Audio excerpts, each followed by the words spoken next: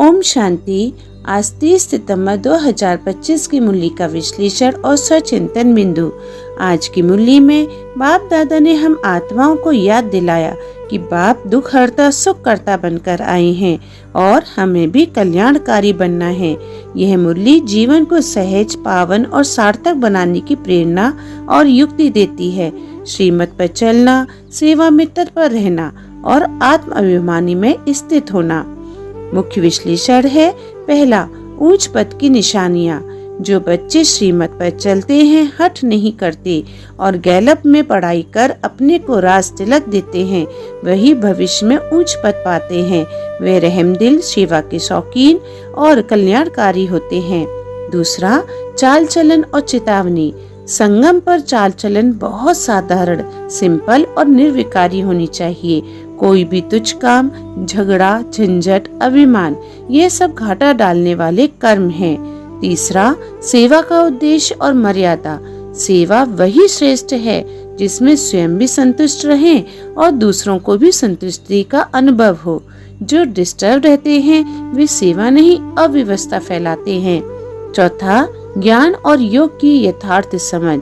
सिर्फ शिव बाबा को याद करना ही काफी नहीं, ज्ञान रूपी मुरली भी सुनना और समझना आवश्यक है।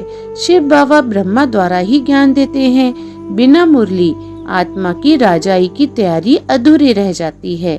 पांचवा, स्वराज की स्थापना और निश्चय। नई राजधानी की स्थापना के बिना विनाश नहीं होगा, इसलिए भय नहीं बल्कि निश्चय और पुरुषार्थ चाहिए। इस विश्वविद्यालय से ही स्वर्ग की नींव रखी जा रही है।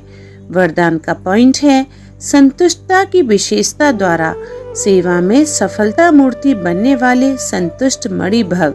संतुष्टता की विशेषता द्वारा सेवा में सफलता मूर्ति बनने वाले संतुष्ट मणि भव। सेवा का वास्तविक फल तब मिलता है जब स्वयं संतुष्ट और स्थिर रहते हैं।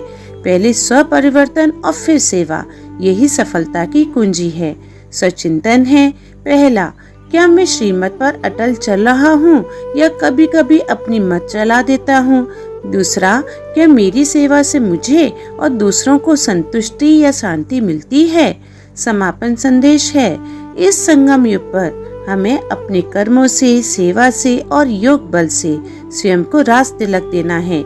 श्रीमत पर अटोर चलकर 21 जन्मों की स्कॉलरशिप अर्जित करनी है। आइए ज्वाला स्वरूप योग द्वारा स्वयं को तपाएं और सेवा में श्रेष्ठ मूर्ति बने। अच्छा, ओम शांति।